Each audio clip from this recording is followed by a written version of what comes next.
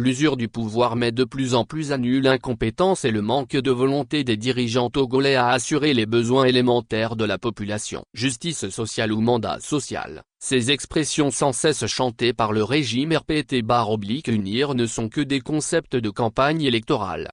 Même quand on s'inscrit dans le plus grand des dénis de ses propres échecs, il arrive des moments où les mots viennent trahir les postures affichées. Les personnes qui dirigent le Togo depuis près de 5 décennies déjà ne manquent aucune opportunité pour se présenter comme des apôtres de bonne gouvernance avec à la clé des chiffres incongrus.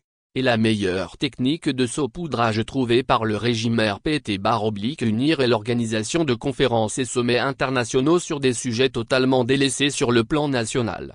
Une douzaine d'années après la célébrissime phrase lâchée par Faure Gnassingbé dans son discours en avril 2012 où il reconnaissait qu'une petite minorité s'accapare des ressources nationales, minorité qu'il a contribué à enrichir, c'est son Premier ministre Madame Victoire Toméga-Dobé qui a fait un aveu de l'échec de la gouvernance RPT-UNIR en matière de justice sociale.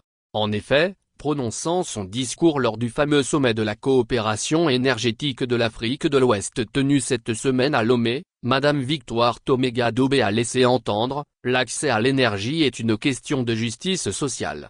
Ces mots venant de celle qui est au gouvernement depuis plus d'une décennie sans avoir amélioré d'un iota le quotidien des Togolais en matière d'accès à l'énergie sonnent comme une plaisanterie. L'état des lieux du secteur énergétique au Togo est catastrophique. Au-delà du délestage constant et régulier qui frappe les ménages et les entreprises togolais comme un fouet, il est judicieux d'analyser la couverture du territoire quant au réseau de courant électrique. La capitale togolaise, Lomé est le prototype idéal pour représenter tout le territoire. Il y a toujours des zones où ce sont les populations elles-mêmes qui se sont organisées pour étendre le réseau électrique. Le résultat, ce sont des enchevêtrements de câbles et de fils électriques connus sous l'appellation de toiles d'araignée, lesquels représentent un véritable danger pour les riverains. À l'intérieur du pays, l'accès au courant électrique demeure encore un luxe. Outre le courant électrique, la gestion des énergies fossiles que sont le pétrole et le gaz par le régime RPT-UNIR est un autre aspect de l'échec de Faure Gnassingbé et Victoire Toméga-Dobé.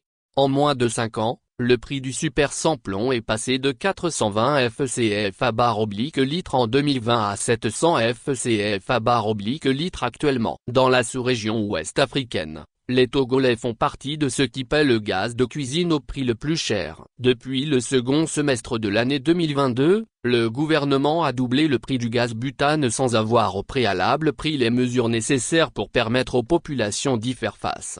Alors qu'au Niger par exemple, la bouteille de gaz de 6 kg est à 1800 FCFA et celle de 12 kg à 3750 FCFA, au Togo elles sont respectivement à 4750 FCFA et 9875 FCFA. Si Madame Victoire Toméga-Dobé, en sa qualité de chef de gouvernement, est consciente que l'accès à l'énergie est une question de justice sociale tout en laissant les Togolais souffrir le martyre dans ce domaine, alors il s'agit tout simplement d'une incapacité notoire de son équipe. Il se peut également qu'il s'agisse d'un choix politique, celui d'assurer la justice sociale uniquement à la petite minorité identifiée par Faure Gnassingbé depuis 2012. Car à l'évidence, cette minorité dispose des moyens pour avoir accès à l'électricité en cas de délestage de même que pour payer sans aucun souci le carburant et le gaz butane au prix actuel. Tout cela sur le dos des contribuables.